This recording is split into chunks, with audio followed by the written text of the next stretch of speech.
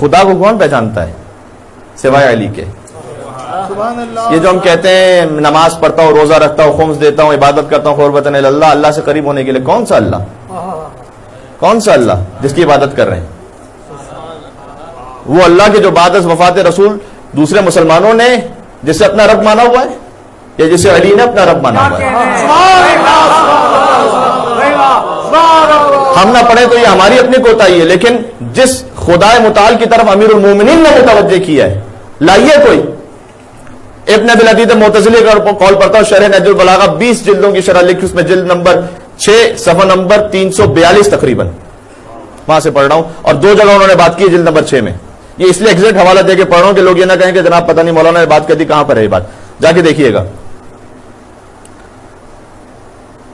اور یقین فرمائیے کہ جب بھی کوشش یہ ہوتی ہے، میں خود خاطی انسان ہوں، اس میں کوئی یہ نہیں کہہ رہا کہ مجھ سے خطا نہیں ہو سکتی، لیکن کوشش یہ ہوتی ہے کہ جب بھی گفتگو ہو تو کتابوں کا ایک بہت بڑا انبار ہوتا ہے سافٹ ویئر کی صورت میں کہ جو میرے سامنے ہوتا ہے، اور میں یہ دعویٰ نہیں کر سکتا کہ ہر کتاب کو جلد سے جلد تک مکمل میں نے پڑھا ہے، لیکن اتنا ضرور کہہ سکتا ہوں بحمد پروردگار و توفیق محمد علیہ محمد علیہ السلام کہ جب گفتگو کے لیے آتا ہوں تو کم سے کم جو بقدر ضرورت اور بقدر امکان ہے وہ تمام احادیث میری نگاہ میں ہوتی ہیں.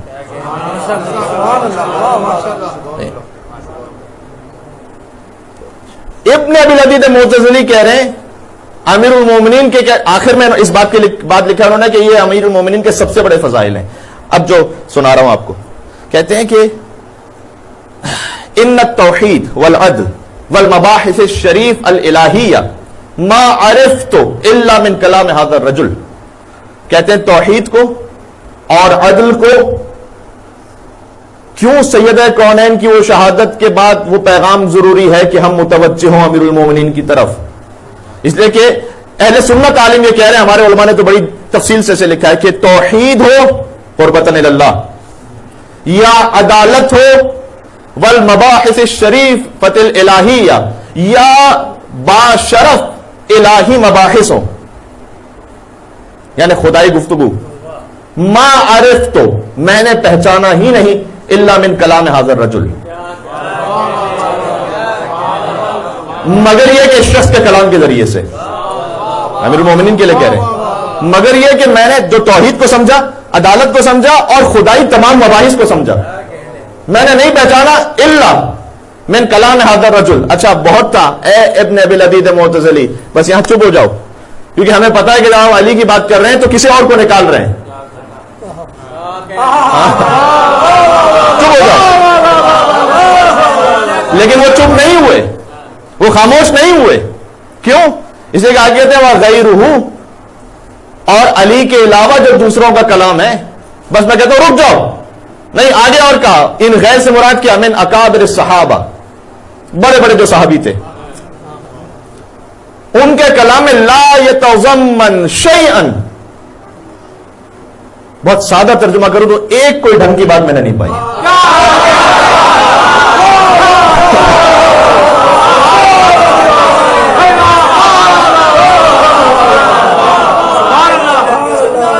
میں نہیں کہہ رہا،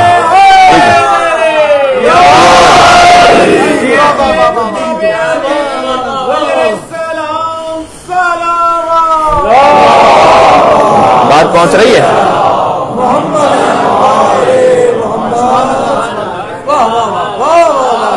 کہ ابن ابی العدید کیا کہہ رہے ہیں کہ میں نے یقیناً توحید کو، عدل کو، مباحث الہیہ کو نہیں سمجھا مگر یہ کہ اس رجل کے، رجل یعنی رجل جانتے ہیں نا، لاؤتین رعیت غدا رجلا کرارا غیر فرار. رجل کہتے ہیں مرد کو. کیا کہنے آپ کے کہ آپ اشاروں کو سمجھتے ہیں، بات پر آگے مجھے تفصیل میں نہیں جانا پڑتا.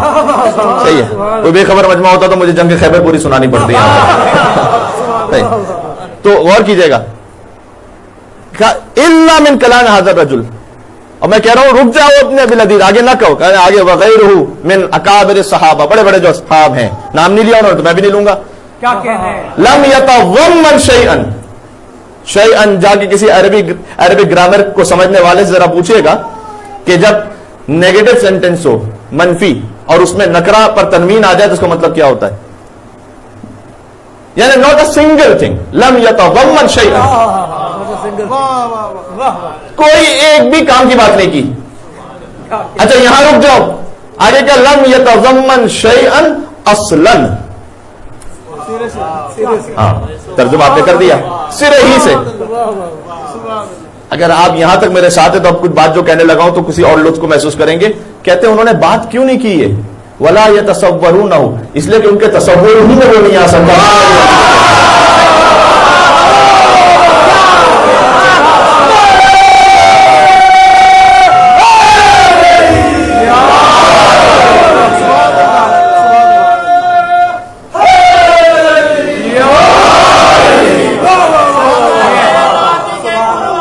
جی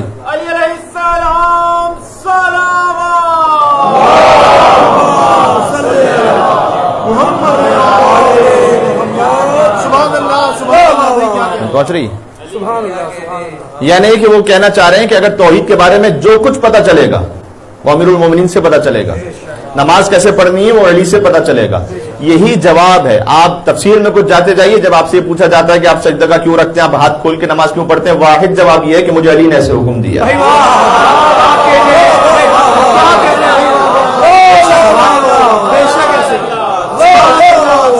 ورنہ کوئی سائنٹیفک جسٹیفیکیشن نہیں ہے نہ ہاتھ کھول کے پڑھنے کی نہ ہاتھ بند کر کے پڑھنے کی. سبحان اللہ, سبحان اللہ. کوئی سائنٹیفک جسٹیفیکیشن نہیں ہے سجدہ کا سامنے رکھنے کی یا نہ رکھنے کی, اور اگر ہے بھی تو وہ تام نہیں ہے, کمپلیٹ نہیں ہے, ایبسولوٹ نہیں ہے. اور ہمارے کوئی عقلی یا سائنٹیفک جسٹیفیکیشن نہیں ہے کہ روزہ 12 منٹ پہلے کھولنا ہے یا بعد میں کھولنا ہے, کوئی نہیں ہے. آپ دلیل کو لے کے آئیے. عقل یہاں پر خاموش ہے. عقل یہ کہتی ہے کہ شکر منعم واجب ہے, یعنی خدا کی عبادت کرنی چاہیے, لیکن عقل یہ نہیں کہتی کہ خدا کی عبادت میں جب روزہ رکھو تو کتنا رکھنا چاہیے, نہیں کہتی ہے. اسی لیے تو وہی پروردگار کی ضرورت ہے. یہ جو بعض مومنین سوال کرتے ہیں کہ مولانا صاحب جو قرآن میں لکھا ہے کہ لا رب ولا یابس الا فی کتاب مبین, البتہ اس کتاب مبین سے لوح محفوظ ہے, لیکن چلے سوال ہوتا ہے کوئی خوشگوار ایسا نہیں کہ جو قرآن میں نہ ہو. یہ آیت ہے تو مولانا صاحب خوشگوار قرآن میں بے شمار ایسی چیزیں جو قرآن میں بظاہر نظر ہی نہیں آتی.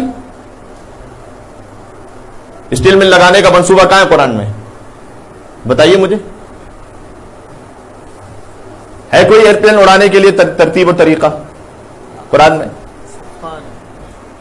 بات یہ ہے کہ اصل میں اس آیت کے مفہوم کو نہیں سمجھا گیا. یعنی لا رب ولا یابس الا فی کتاب مبین, کوئی خشک و تر ایسا نہیں جو تمہاری ہدایت کے لیے ضروری ہو اور قرآن میں نہ ہو.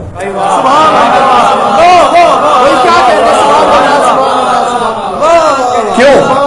اس لیے کہ اللہ عز و جل اگر ایک ایک چیز کا جو قیامت تک آنے والی ہے ڈیٹیل طریقہ قرآن میں لکھے تو پھر وہ ایک کتاب نہیں ہے, پھر تو وہ پہاڑوں سے بڑھ کر ہے. پھر اسے پھر آپ اور ہم اپنے گھر میں نہیں رکھ سکتے, اسے پھر ہم تلاوت نہیں کر سکتے, اسے پھر اپنے سینے سے نہیں لگا سکتے. ٹھیک ہے, ناقابل استعمال ہو جاتی وہ کتاب تقریباً اگر ایسے ہو تو. اور ضرورت اس لیے نہیں ہے کہ کسی فیکٹری لگانے کے یا مثلا موبائل بنانے کے طریقوں کھل کے قرآن میں لکھا جائے, اس لیے کہ اللہ نے آپ کو پہلے ہی وہ عقل دی ہوئی ہے کہ آپ آلریڈی اس تک پہنچیں گے. ضرورت اس بات کی ہے کہ جو آپ اپنی عقل سے سمجھ نہ سکیں. کیا کہنا چاہ رہا ہوں, ہم اپنی عقل سے یہ نہیں سمجھ سکتے کہ 5 نمازیں فرض ہے دن میں, یہ نہیں سمجھ سکتے ہم, کیونکہ عقل کہتی ہے کہ بھائی 4 پڑھ لو تو ٹھیک ہے, کوئی حرج نہیں, کم سے کم عبادت تو کر لی, اور 6 پڑھ لو تو بھی کیا حرج ہے. مغرب کی 3 رکعت کیوں ضروری ہے؟ عقل اس بارے میں خاموش ہے, خاموش ہے عقل اس بارے میں. اور یہ ہم اور آپ نہیں کہہ رہے, یہ وہ فقیہ جن کی 60-70 سال کی زندگی احادیث اہل بیت کو پڑھتے ہوئے گزرتی ہے, اور اصلی کتابوں سے, وہ واٹس ایپ سے حدیث نہیں پڑھتے.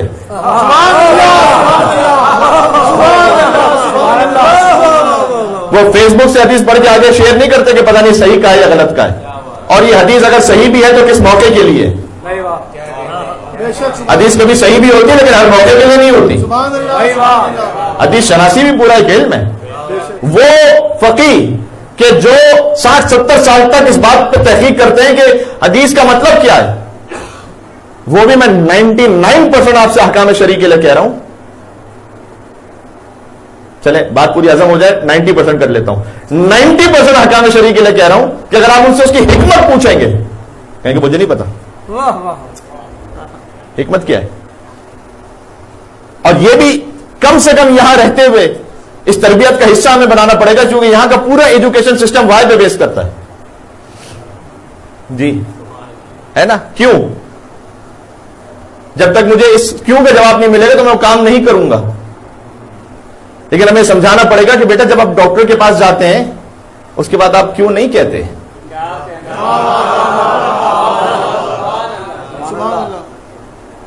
آپ سے جب یہ کہا جائے کہ آپ مریض ہو چکے ہیں تو ڈاکٹر کے پاس جائیے, اس کیوں کا جواب ہے کیونکہ آپ اسپیشلسٹ نہیں ہے, وہ ہے.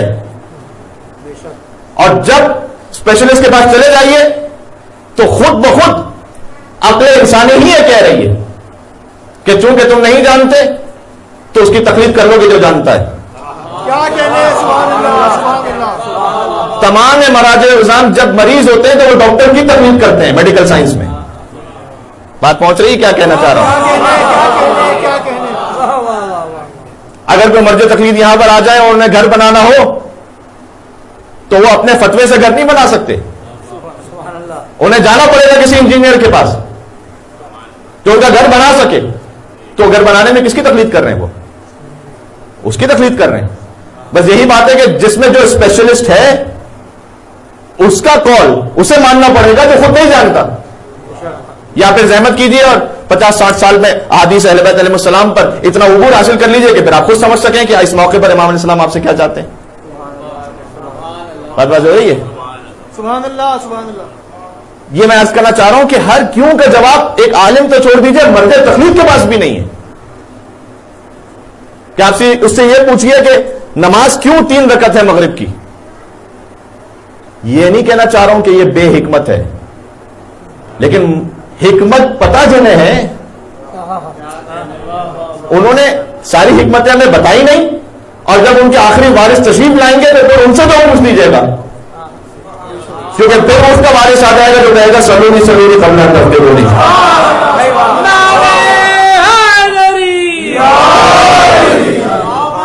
ان کو تھوڑا سا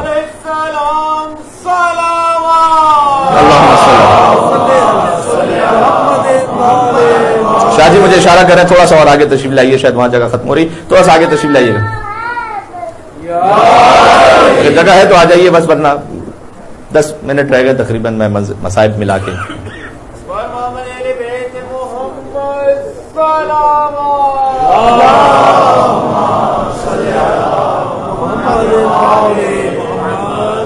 تب واضح ہو رہا ہے کہ ذہن بشری کیوں منتقل ہونا ضروری ہے حضور سے علی تک. یہ معاملہ توحید کا ہے, یہ معاملہ نماز روزے کا ہے, اس کے صحیح ہونے کا معاملہ ہے. یہ اسی خاطر ہے کہ فرمایا گیا کہ جب تک تم ولایت نہیں رکھتے تمہاری نماز قبول نہیں ہے. اور اسی لیے ہے کہ جو ولایت والے ہیں انہیں پڑھنی چاہیے نماز, کیونکہ ہے ہی ولایت والوں کے لیے. جملہ کہنے لگا بے وضو شخص سے یہ نہیں کہا جاتا کہ نماز پڑھو.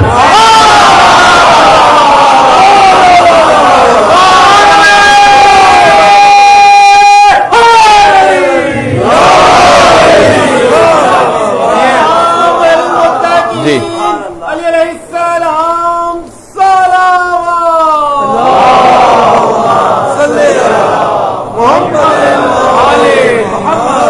اگر میرے ساتھ احترام کرنے لگا ہوں, بے وضو شخص سے یہ نہیں کہا جاتا کہ نماز پڑھو. یہ میں نے فقط من باب مثال کہا ہے وضو اور ولایت کو ملا کر. ورنہ اگر کسی کو علم نہ ہو اور وہ یہ سمجھ رہا ہو کہ وضو کے ساتھ ہے اور نماز پڑھ لے تو اس کی بے وضو نماز بھی شاید قبول ہو جائے.